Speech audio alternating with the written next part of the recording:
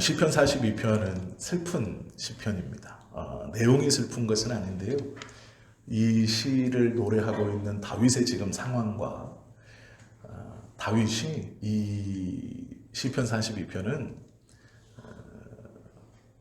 과거의 일을, 과거에 자기가 당했던 일을 되돌아보면서 하나님 앞에 지금 비슷한 일, 지금 겪고 있는 고난 속에서 문득 과거에 정말로 힘들고 어려웠던, 지금과 같이 힘들고 어려웠던 그 과거가 떠올라서 그 과거의 자신, 그때 그렇게 어렵고 힘들었을 때에 찾았던 그 과거의 자신의 모습과 지금 또 내가 어려움을 겪고 있는 지금의 모습이 두 개가 합쳐져서 하나님 앞에 그때의 부르짖음 플러스 지금의 부르짖음, 즉 슬픔의 마음과 아픔과 절망이 두 배가 되어서 나를 꽉 누를 때 그것을 잘 이렇게 기도하는 것을 기록해 놓았다가 나중에 이 두 문제가 해결되었을 때 이것을 노래로 만들어서 성전에서 이 악기를 연주하는 고라 자손들과 함께 노래하는 부르고 있는 지금은 기쁘지만 이것을 고백했을 때와 그 당시에는 정말로 하늘이 무너진 것 같은 그런 상황 속에서 자신의 마음의 고백을 드렸던 그걸 그대로 노래로 만들어서 악기를 연주하는 성가대와 함께 부르는 신앙의 고백입니다. 아무리 기쁜 기분이 있어서 하나님 앞에 탁 나와 이 찬송을 부르면 그때의 기억과 그때의 간절함이 자신을 확 둘러싸서 자신의 그 들뜬 마음이 가라앉아지는 어떤 느낌인지 아시겠죠? 그런 시편의 찬송이 오늘 이 42편입니다. 사울에게 쫓겨서 아무것도 없이 광야를 떠돌아다니면서 자신이 찾아가는 연이 있었던 과거의 자기와 연이 있었던 사람들, 목동할 때 알았던 관계를 맺었던 이웃들, 또 그렇지 않아도 양을 거래하면서 알고 있었던 좀 유력한 사람들, 또 자기가 왕의 사위로 높은 지위에 올랐을 때 또 전쟁터에 나가면서 알게 되었던 유력자들을 쫓겨다니면서 혹은 여기는 괜찮을까? 여기는 나를 좀 대접해 줄까? 나를 좀 맞아줄까? 하며 찾아갔던 모든 곳에서 외면을 당하고 자신이 기대하고 여기는 괜찮을 거야 라고 갔던 이 사람은 믿을만해 라고 찾아갔던 곳에서 다 거절당하고 쓸쓸하게 아무것도 없이 빈털터리로 돌아 나오면서 부를 수밖에 없었던 하나님, 그 배고픔, 따돌림, 그리고 남들 눈에 띄면 바로 고발해서 자신을 잡으려고 군인들이 쫓아오고 이 상황 속에서 찾았던 하나님에 대한 노래가 시편 42편입니다. 그리고 그 어려움이 끝난 다음에 그것을 기억하면서 예배를 드리며 예배에 있는 성가대의 노래에 맞추어서 부르고 있는 그때의 그 마음을 가지고 하나님 앞에 부르고 있는, 어쩌면 다윗이 이 시편 42편은요 자기 스스로 자기가 교만해졌다고 느꼈을 때, 자기 스스로 자기가 자고해졌다고 느꼈을 때 그때 아마 의지적으로 불렀던 노래일 수도 있어요. 아니면 고라 자손인 성가대에게 무조건 이 찬양을 불러야 한다라고 말했을 수 있어요. 무조건. 이 찬양은 무조건 예배하기 전에 한 번은 꼭 불러야 된다. 무조건 내 귀에 들리게 하라. 했던 찬양일 수 있어요. 그래야 자신이 들떴던 마음이 가라앉고 교만하지 않을 수 있는 것이죠. 시편 42편은 기쁠 때인지 슬플 때인지 모르지만 다윗이 예배에 들어가면서 한 번은 꼭 다윗의 귀에 들려야 했던 그런 노래예요. 하나님의 은혜를 다시 기억하게 하고 하나님께서 자기에게 베풀어 주셨던 것을 다시 생각하게 하는 그러한 계기가 되는 노래입니다. 아마 이런 찬송, 이런 성경 구절의 말씀들을 우리 성도님들도 하나씩은 다 있을 거라고 생각합니다. 부르면 은혜가 되지만 잘 불러지지 않는 노래. 왜냐하면 내가 이것을 믿음으로 불렀을 때 너무 힘들었고 너무 어려웠기 때문에 그때의 그 어려움과 힘듦을 또다시 느끼는 것이 하나님의 사랑은 너무 좋은데 그 상황의 어려움이 다시 기억나서 자주 부르게 되지 않는 그런 찬송일 것입니다. 이 시편 42편은 굉장히 슬픈 노래입니다. 여러 가지 의미에서 그런데요. 다윗은 자신의 어려움과 아픔을 몇 가지로 요약합니다. 첫 번째는 사랑을 받고 사랑을 하고 해야 하는 이 정상적인 인간관계가 깨어지고 사랑을 나한테 주어야 될 사람, 또 내가 마땅히 사랑해야 될 사람, 이것이 정상적인 관계인데 이 관계가 깨어진 것뿐만 아니라 나를 사랑해 주었던, 나를 사랑해 주어야 할 사람이 나를 오히려 미워하고 죽이려고 하는 상황이 괴롭고 힘들다. 노래하고 있는 게 첫 번째. 42편 3절에 보면 사람들이 종일 내게 하는 말이 내 하나님이 어디 있느냐 하오니 내 눈물이 주야로 내 음식이 되었도다 라고 말하죠. 10절에 보면 내 뼈를 찌르는 칼같이 내 대적이 나를 비방하여 늘 내게 말하기를 내 하나님이 어디 있느냐 하도다 이렇게 말해요. 옆에 있는 사람, 가까이 붙어 있는 사람, 다윗을 너무나 잘 아는 사람, 그 사람하고의 관계가 좋아서 서로를 염려하고 아끼고 서로의 어려움과 아픔을 좀 보듬어주고 이해하고 함께 고난을 이겨나가야 하는데 항상 옆에서 서로를 좀 사랑해야 되는 사람이 자신을 비방하고 자신을 매일 괴롭히는 거예요. 네가 믿는 하나님이 어디 있느냐라고 말하는 거죠. 사랑을 받아야 할 사람이 사랑을 주어야 할 사람에게 쫓겨다니는 상황이에요. 매일 가까이 있고 보는 그 사람이 나를 이해하지 않고 핍박하는 상황이에요. 그 상황에서 노래하고 있죠. 두 번째는 9절에 보시면 이렇게 말해요. 내 반석이신 하나님께 말하기를, 이건 기도했다는 말이죠. 어찌하여 나를 잊으셨나이까? 내가 어찌하여 원수의 압제로 말미암아 슬프게 다니나이까 하리로다. 하나님을 간절히 찾아요. 응답이 없어요. 질문을 하는데 대답이 없습니다.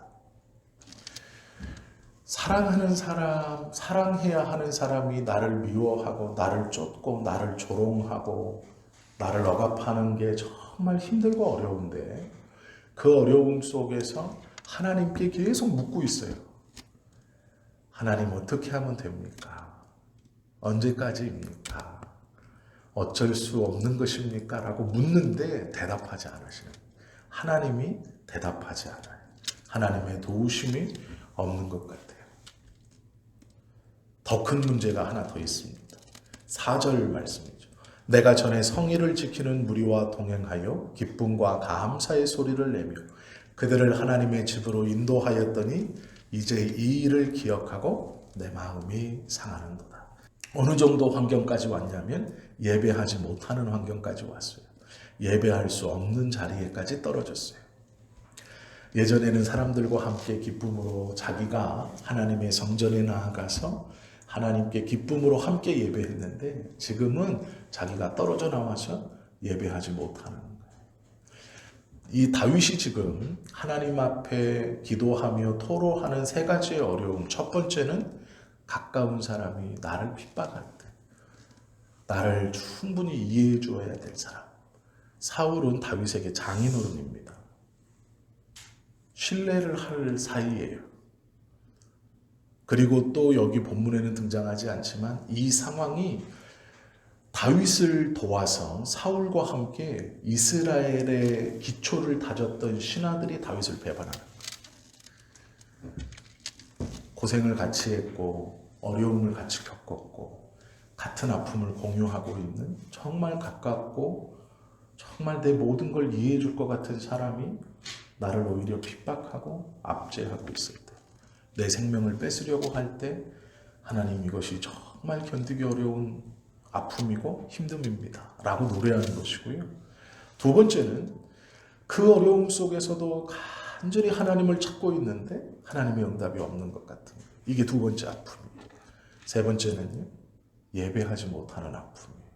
예배할 수 없는 아픔. 이것은 느껴보시면 좋지 않은 것인데 아마 느껴보실 수도 있어요. 제가 한 20년 전이라고 기억하는데요. 여자 전도사님이 한 분 계셨어요. 어느 날 전화가 왔습니다. 전사님 안녕하세요 하고 이렇게 통화를 하다가 이분이 사역지를 구한다는 얘기를 이렇게 한 거예요. 그때 제가 섬기던 방화동에 있는 정신교회라는 데서 이 주일학교 전도사님이 필요했어요.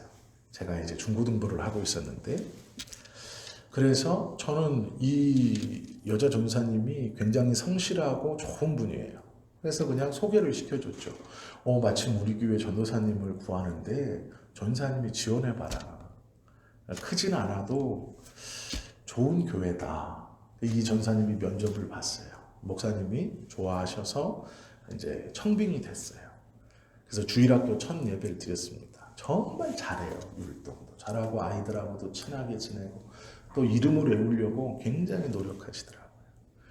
참 좋았어요. 그리고 나서 이제 그때는 9시에 예배를 드렸으니까 그 예배가 끝나고 11시 어른 예배에 소개를 시켜주기 위해서 이제 이 전사님이 들어왔어요. 예배 중간부터 막 우는 거예요, 이 전사님. 여자 전사님이 막 울어요. 그래서 목사님이 소개하는데 되게 애를 먹었어요. 우느라고 말을 못하는 거예요. 그 이분이 왜 그럴까? 왜 저렇게 울까? 이제 예배가 끝나고 식사하는 시간이 됐습니다. 그냥 아는 사람이 없잖아요. 제가 이제 아니까 마주 앉아서 밥을 먹어요. 몇몇 이제 주일학교 선생님들하고 밥 먹는데 제가 물어봤어요. 전사님 왜 울어요? 그랬더니 예배를 딱 시작하자마자 하나님께 내가 예배하는구나 라는 생각이 막 들더래요. 그러면서 막 눈물이 나더래요. 그래서 제가 그전에는 예배 안 했냐라고 물어봤어요. 그랬더니 뭐라 그러냐면 예배를 안 했대요. 이게 무슨 말입니까? 그랬더니 그전에 있던 교회에서 예배 같지 않은 예배를 드린 거예요. 저희 소위 얘기하면 목사님이 영파였어요. 그래서 매일 설교가 이거였대요. 하나님께 기도해서 은혜 받아서 사단을 이기고 마귀를 이기자. 이런 설교만 계속했대요. 자기가 2년 정도 그 교회 사역했는데 그 설교만 들었대요. 하나님께 기도해서 능력 받아서 마귀를 이기고 세상을 이기자. 그 얘기만 들었대요. 그런데 사역지를 옮겨서 와서 탁 앉아 찬송을 부르고 예배에 들어오는 순간 자기 마음속에 하나님 앞에 예배한다라는 생각이 몰려온 거예요. 내가 예배하고 있구나. 그러니까 2년 동안 메말랐던 것이 그날 그 순간 한 번에 밀려온 거죠. 이런 것은 느끼면 안 좋은 거죠. 그러나 그 말을 제가 잊을 수가 없어요. 똑같이 우리가 예배하는 것 같아도 그렇지 않다라는 거예요. 다윗이 지금 말하고 있는 건 그겁니다. 왜 광야에서 다윗이 하나님을 예배하지 않겠어요? 왜 쫓겨다니면서 다윗이 기도하고 하나님을 찾지 않겠어요? 찾죠. 예배하죠. 찬송하죠. 우리는 그것을 예배라고 해요. 성경도 그것을 예배라고 가르칩니다. 그러나 문제는 하나님께서 정해주신 공간에서 믿는 사람들이 함께 모여 한 찬양을 함께 부른다는 것, 하나님의 말씀을 함께 나눈다는 것, 이것이 얼마나 감격스럽고 얼마나 귀한 건지를 모르면 하나님께 드려지는 진짜 예배가 뭔지 모르는 거예요.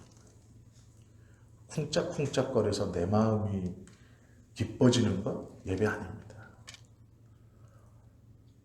말씀 중에 하나님의 말씀이 아닌 다른 찬송이나 무엇을 가지고 내 감정을 울컥불컥하게 해서 눈물을 흘리게 하는 것 예배 아니에요. 예배라는 것은 내가 하나님 앞에 서 있음을 느끼는 거예요. 내가 하나님 앞에 하나님이 나를 마주보고 있다는 걸 느끼는 게 예배인 거예요. 그 하나님이 지금 두려움이든 사랑이든 그 하나님이 나를 어떠한 시선으로 바라보는가 그건 둘째 문제고, 예배는 그 하나님 앞에 내가 있다는 걸 느끼는 거예요. 그것을 느끼지 못하면 예배가 아니에요. 아무리 기분이 좋아도, 아무리 내가 감정적으로 울컥불컥해도. 다윗이 말하는 건 그런 거예요. 다윗은 지금 쫓겨다니면서 서러워서 많이도 울어요. 그런데 그거 예배라고 말 안 해요. 하나님 어떻게 합니까 하고 막 울면서 하나님을 찾으며 살기 위해 도망다니는 그 모든 걸 예배라고 말하지 않아요. 하나님을 만났다 찾았다라고 말하지 않아요. 그가 입으로는 하나님을 간절히 바라고 원하고 간절히 붙들기 원하지만 하나님께서 그 순간 나를 구해주시고 나를 인도하게 하시는 것에 대한 의심은 없지만, 하나님 어찌하여 나에게 고개를 돌리십니까? 라고 고백해요. 왜요? 예배가 무엇인지, 하나님이 정해주신 곳에 하나님의 사람들과 함께 모여서 찬송하고 기도하고 마음껏 하나님 앞에 서 있다는 것을 느꼈던 그때 그 예배가 자기에게 없다는 거예요. 그것이 괴로움입니다. 안 불렀단 얘기도 아니고 찬송을 안 했단 얘기도 아니에요. 이 예배의 갈망함이 다윗을 힘들게 했어요. 내가 예전에는 성일을 따라 정해진 날, 정해진 장소에서 하나님을 믿는 그들과 함께 아름다운 찬송과 기도로 주님께 예배했지만 지금은 그럴 수 없다. 이것이 예배의 갈급함. 그게 힘들다, 괴롭다 라고 말해요. 그러면서 직접적으로 얘기하죠. 내 마음이 상하는도다 라고 다윗이 고백하죠. 이 괴로움이, 세 가지의 괴로움이 다윗을 괴롭혀요. 근데 어떻게 괴롭히냐면 참 시적으로 표현을 하죠. 그게 7절이에요. 42편 7절을 보세요. 주의 폭포 소리에 깊은 바다가 서로 부르며 주의 모든 파도와 물결이 나를 휩쓸었나이다. 거대한 파도 앞에 개인이 휩쓸려서 내 의지대로 움직이지 못하고 이리 갔다 저리 갔다 하는 상황이라고 설명하고 있습니다. 자신의 아픔과 외로움과 두려움을 이렇게 표현하고 있죠. 그러면서 자기를 돌아봐요. 그런데 이 시편 42편이 1절부터 11절까지 있습니다. 결코 긴 시편이 아니에요. 이게 마음 먹으면 외울 수도 있는 시편이에요. 그런데 문제가 뭐냐면 요 42편 이 1절부터 11절 사이에 다윗은 나라는 말을 51번이나 얘기해요. 나라는 단어를 51번을 써요. 1절부터 11절까지밖에 없는데 한 절에 한 번 써도 11번이거든요. 근데 이걸 51번이나 쓰고 있어요. 요 짧은 시편 속에 나, 정확히 말하면 나라는 말을 주격으로 14번, 나를 이라는 목적어로 해서 1인칭 대명사로 16번, 나의 라는 소유격으로 21번이나 얘기하고 있어요. 그래서 51번이나 나를 얘기해요. 나를. 1편부터 11편까지 보면 참 재밌습니다. 처음에는 고통을 얘기하다가 하나님을 찾는 자기를 얘기해요. 그러다가 응답이 없자 자기만을 의지해요. 내가 나의 계속 얘기해요. 그러다 맨 마지막에 아니구나 하고 돌았어요. 하나님이라는 말을 20번, 여호와라는 말을 1번 기록하고 있어요. 이 보세요. 1절부터 11절까지 있는 이 11절 속에 나라는 말이 51번, 하나님이 21번 들어가요.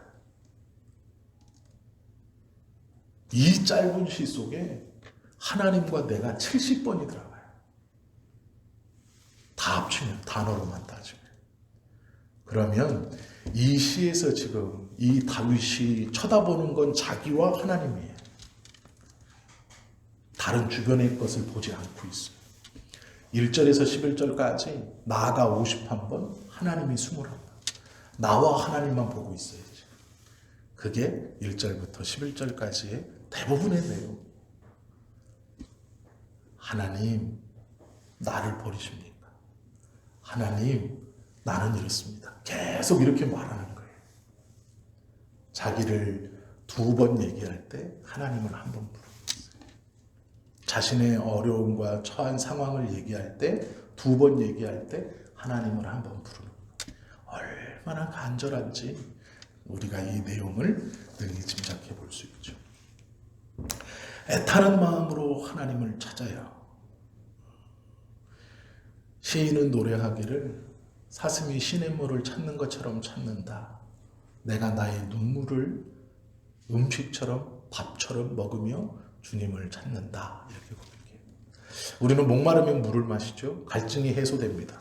그러나 사슴이 시냇물을 찾는 건 달라요. 안 먹으면 죽기 때문에 찾는 거예요. 먹지 못하면 죽어요. 그 갈급함으로 찾고 있다라는 거예요. 내가 먹지 못하면, 시냇물을 찾지 못해 물을 찾지 못하면 죽는 그 상황 앞에서 물을 찾듯이 갈급한다라고 다윗은 노래하고 있습니다. 음식 대신 눈물을 먹는다라고 해요. 본문에 보시면 대적이 있다고 얘기해요. 사울뿐만 아니라 자신을 도와서 이스라엘의 기초를 탄탄하게 했던 자신의 최측근들이 다 자신을 비방하고 욕하고 죽이는 데 한통속이 된 거예요. 자신의 가장 아꼈던 아들 압살롬이 반란을 일으켜 그 아들에게 다 붙어서 다윗을 이제 몰아내야 한다라고 하는 상황이. 과거에 자기가 사울에게 쫓겼던 그때의 그 절박한 마음과 지금 자기가 압살롬에게 쫓기는, 자신의 큰아들에게 쫓기는 이 마음이 하나로 합쳐져서 절망의 마음이 합쳐져 하나님을 부르고 있어요. 그 목마름이 무엇인가를, 그 고통 속에서 하나님을 부르고 있어요. 그 감정이 사슴이 죽기 직전 시냇물을 찾아 마지막 발버둥을 치며 산속을 헤매는 그 헤맴 같습니다 라고 말해요. 이제 하나님 한계입니다. 그때의 그 슬픔도 견디기 어려웠지만 그 슬픔과 함께 지금의 슬픔도 나를 너무 어렵게 합니다. 내가 정말 사랑했던 압살롬이 나에게 반역을 일으키고 나의 최측근들, 그 죽음을 같이 경험했던 이들이 나를 다 죽이려고 하는 이 상황이 더 이상 견디기 어렵습니다 라는 거죠. 그리고 다윗은 이 문제를 해결하기 위해, 이 고통을 해결하기 위해서 하나님을 찾죠. 1절, 2절, 5절의 말씀입니다. 하나님이여 사슴이 시냇물을 찾기에 갈급함같이 내 영혼이 주를 찾기에 갈급하니이다. 내 영혼이 하나님 곧 살아계시는 하나님을 갈망하나니 내가 어느 때에 나아가서 하나님의 얼굴을 배울까. 내 영혼아 내가 어찌하여 낙심하며 어찌하여 내 속에서 불안해하는가. 너는 하나님께 소망을 두라. 그가 나타나 도우심으로 말미암아 내가 여전히 찬송하리로다. 죽을 것 같은데, 응답하지 않는데, 예배할 수 없는데 다윗은 그래도 하나님을 찾아라. 하나님께 붙어 있어야 한다. 하나님만을 붙들어라. 자기 자신에게 계속 노래해요. 이것을 사모함이라고 하는 거예요. 사모함.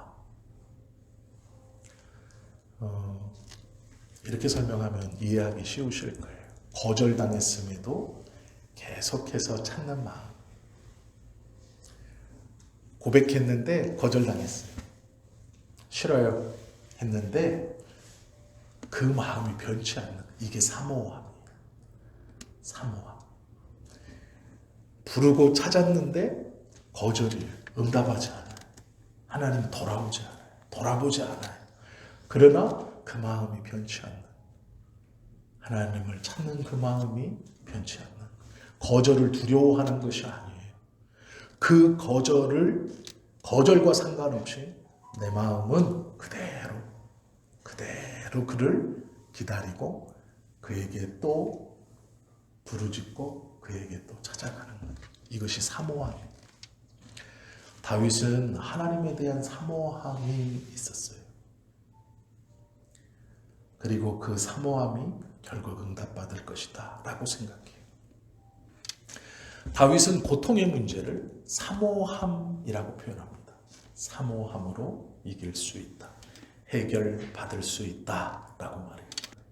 다윗은 고통의 문제를 해결하는 첫 번째 방법으로 하나님을 사모함이라고 말하고 있는 변하지 않는 마음.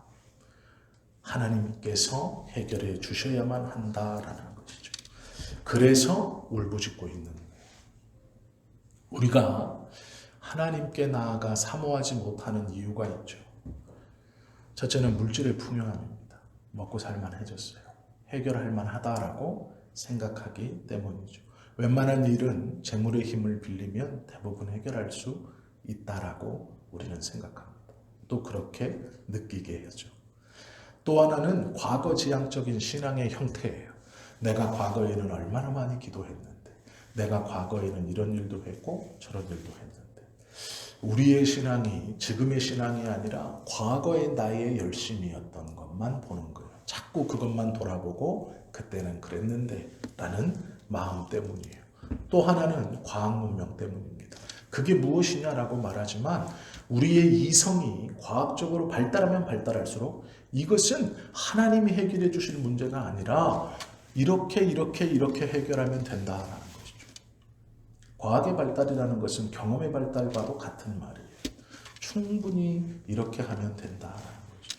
그러나 성경은 우리의 고통의 문제는 하나님께서 우리를 붙들고 있느냐 아니냐로 해결되는 것이지 너의 경험으로 해결된다고 말하지 않아요.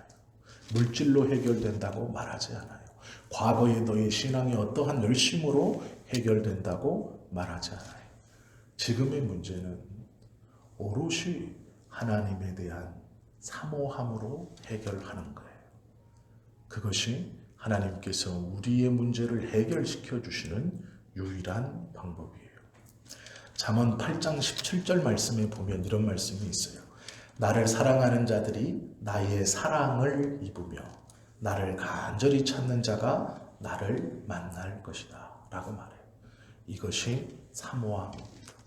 간절히 찾는 거예요. 생존의 문제이기 때문에. 이것은 합리적인 신앙생활이 아니에요.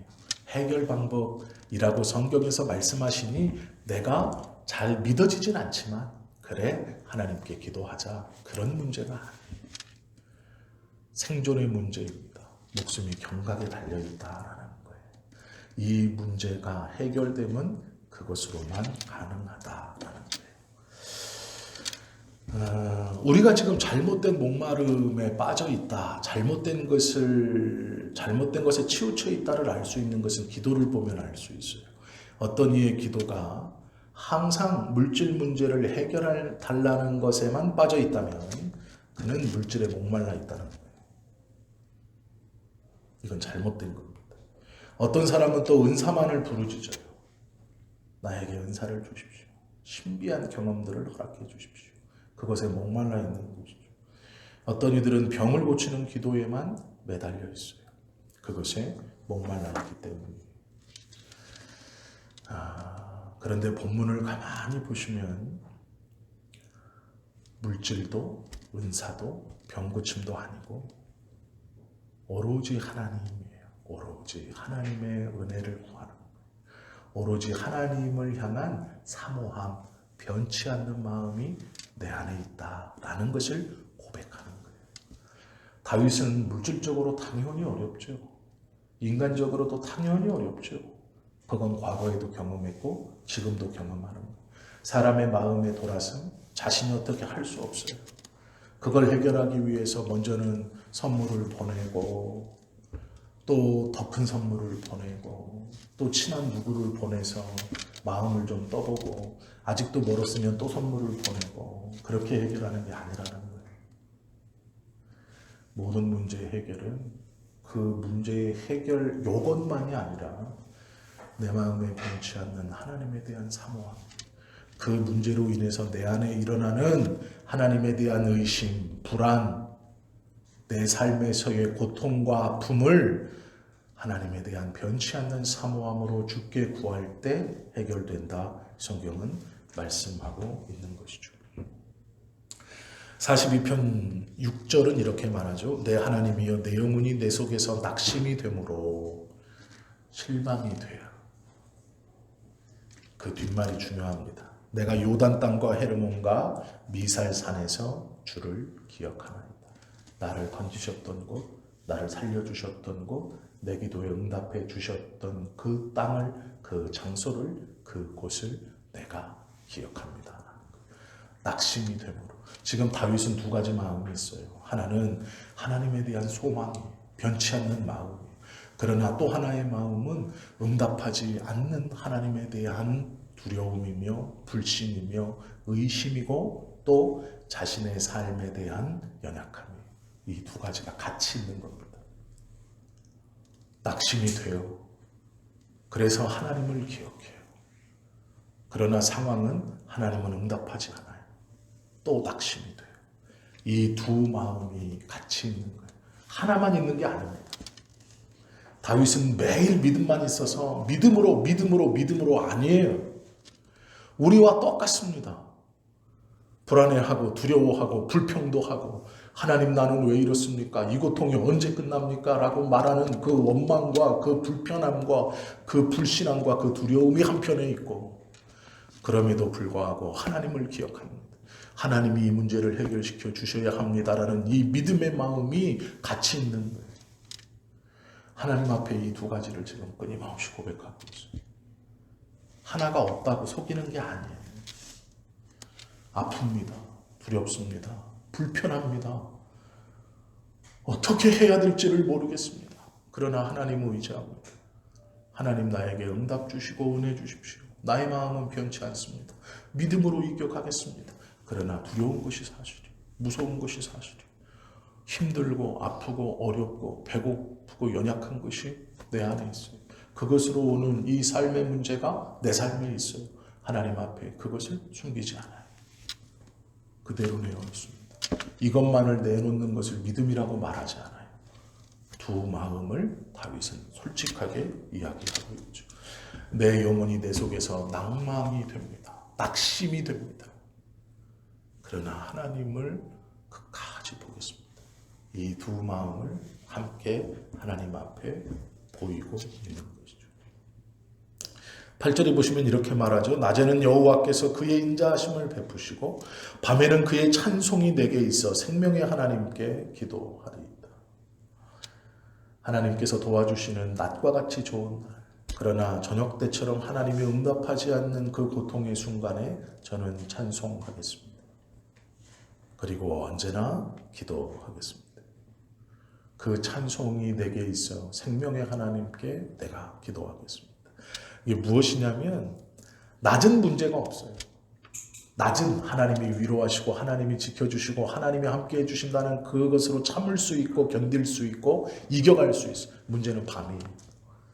하나님의 얼굴이 가리워진 것 같은 밤, 계속해서 내 감정이 어두움으로 우울로 아픔으로 힘듦으로 고통으로 계속 빠져들어가는 그 저녁, 하나님께서 나에게 얼굴을 가리우신 것 같은 그 고통의 순간, 다윗이 무엇이라고 말하냐면 그 저녁에는 내 입에 찬송이 있습니다.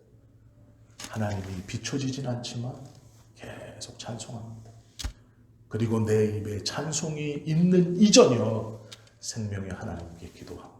라는 거예요. 낮에는 문제가 없어요. 문제는 밤이에요. 우리의 신앙은 어떤가요? 밤이 되면 두려워하고 움츠리고 포기하죠. 하나님의 도우심이 더 이상 없으면 에이 해봐도 안 되네.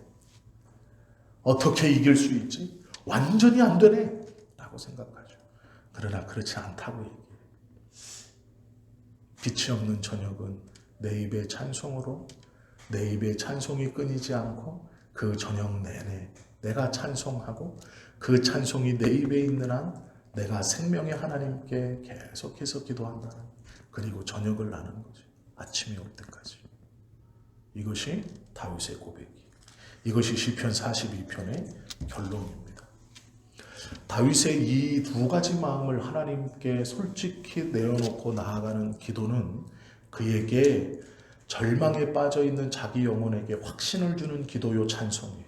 두 번째는 하나님만 바라보는 기도이며 찬송. 세 번째는 도우심을 확신하는 기도이며 찬송이에요.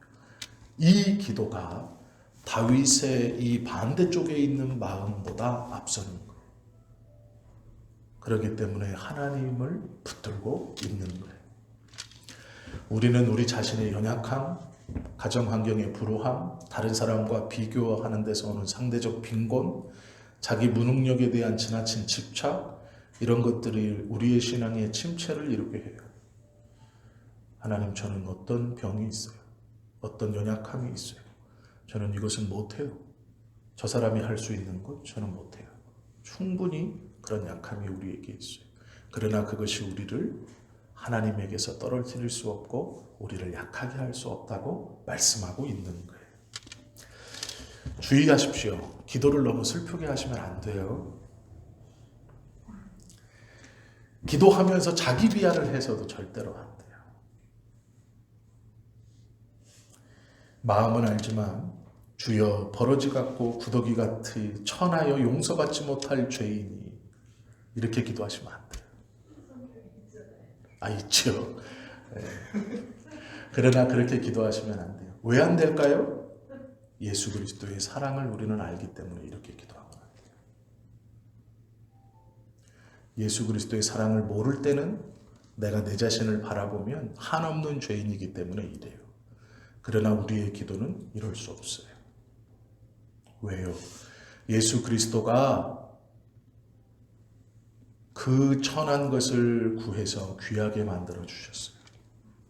그렇기 때문에 우리는 기도할 때 자신을 비하해도 안 돼요. 하나님 앞에서. 하나님이 이렇게 물으실 수 있어요. 그럼 내가 구더기의 아버지이고, 그럼 내가 이 천한 것의 주인이고, 나의 아들이 구더기면 아버지는요? 이렇게 물으시면 어떻게 대답할 거예요? 예수 그리스도를 통해서 우리를 건져주신 그 하나님의 은혜, 그 이름을 붙들고 기도하는 우리는 자신을 너무 비참하게 해서도 안 돼요. 자신을 너무 낮게 생각하실 필요가 없어요. 하나님께서 우리를 바라보시면 아버지로 보시는 거예요. 내 자녀가 나에게 기도하는 것을 아버지의 마음으로 보고 있는 거예요. 그 하나님 앞에 자신의 상황을, 자신을 너무 비하하거나 천하게 하시면 안 돼요. 그건 예수님의 사랑을 외면하는 거예요. 자기 자신만 보고 있는 거예요. 그리스도의 사랑을 생각하지 못하는 거예요. 여전히 구더기가 아니에요. 우리는 그렇게 천한 사람이 아니에요. 쓸모없는 사람이 아니에요. 예수 그리스도의 핏값을 주고 사서 우리를 귀하다 말씀하시는 것이 하나님이에요. 그렇기 때문에 기도할 때에도 하나님 앞에서 자신을 너무 낮게 깔지 마세요. 그것은 하나님께서 원하시는 것이 아니에요. 우리는 무능력한 사람인 것은 분명하지만 쓸모없는 사람은 아닙니다. 능력은 없지만 쓸모없진 않아요. 능력은 작지만 쓸데없는 사람은 아니에요. 하나님께서 우리를 그렇게 하찮게 만들지 않았어요. 우리에겐 두 마음이 있습니다. 믿음만 있으면 너무 좋겠지만 한쪽에 마음이 있어요. 그렇다 하여서 우리의 믿음이 아예 없는 것은 아니에요. 하나님은 이쪽을 보시는 분이 아니에요. 하나님을 붙들고 있는 것을 보시는 하나님이시죠. 탕자가 아버지 집에 왔을 때 그는 스스로 자기를 종이라고 생각합니다. 종. 그러나 아버지는 탕자를 종으로 생각하지 않아요. 잃어버렸던 아들이, 여전히 아들이에요. 잃어버렸지만 아들이에요. 그가 오자 신을 신기고 가락지를 끼우고 옷을 입혀줘요. 자기 비하는 아버지 앞에서 하는 게 아니에요. 우리는 귀한 사람들이에요. 다윗은 자신의 절망 앞에서도 하나님을 붙듭니다. 그게 뭐냐면 그 붙듦이 귀한 거예요. 다윗은 자기 자신을 바라보면 아버지에게도 환영받지 못했던 아들, 10명의 형제들 사이에서도 주목받지 못했던 막내,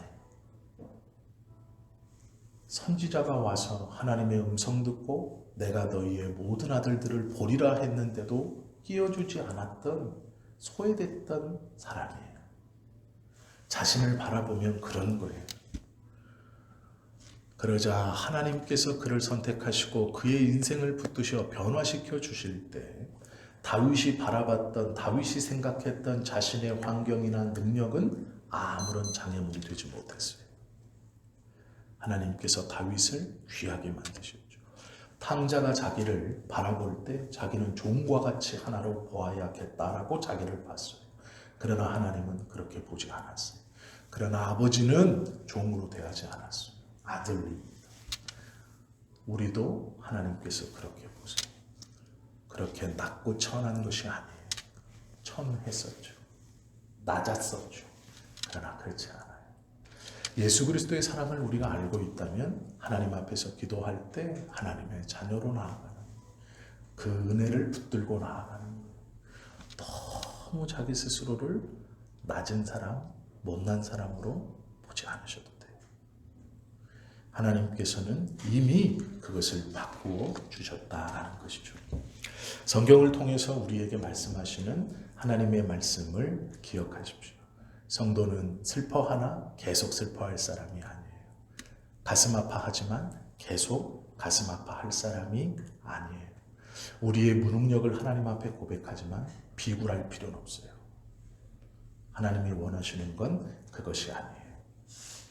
엘리 엘리 라마 사박다니 하시던 주님의 기도는 철저한 고통과 절망의 기도였죠. 아버지여 아버지여 어찌하여 나를 버리시나이까. 그 한마디를 통해서 우리는 하나님의 자녀로 귀한 은혜 아래 들어왔죠. 그리하여 11절의 말씀처럼 말하죠. 내 영혼아 어찌하여 낙심하며 어찌하여 내 속에서 불안해하는가. 그렇게 불안하지 않아도 되고 그렇게 낙심하지 않아도 된다라는 것이죠. 너는 하나님께 소망을 두라. 나는 그가 나타나 도우심으로 말미암아 내 하나님을 여전히 찬송하리로다. 위의 말씀하고 이 말씀을 잘 붙여서 보셔야 돼요. 나는 여전히 찬송하리로다라는 말이 뭐예요? 지금은 여전히 저녁이다라는 뜻이에요. 소망을 두었는데 문제가 해결되지 않았어요. 낮에는 하나님의 인자와 은혜가 비쳐 아무 문제 없지만 그 하나님이 나에게 얼굴을 돌릴 것 같은 이 고통의 저녁, 나는 내 입에 찬송을 두어 생명의 하나님께 찬송하리로다. 그리고 이 마지막 절은 나는 여전히 하나님께 찬송하리로다라는 건 아직 그 어둠이 가시지 않은 상태입니다. 여전히 찬송하리로다는 여전히 고통스럽고 여전히 아프다는 거예요. 그러나 깨달은 게 있어요. 뭘 깨달았나요?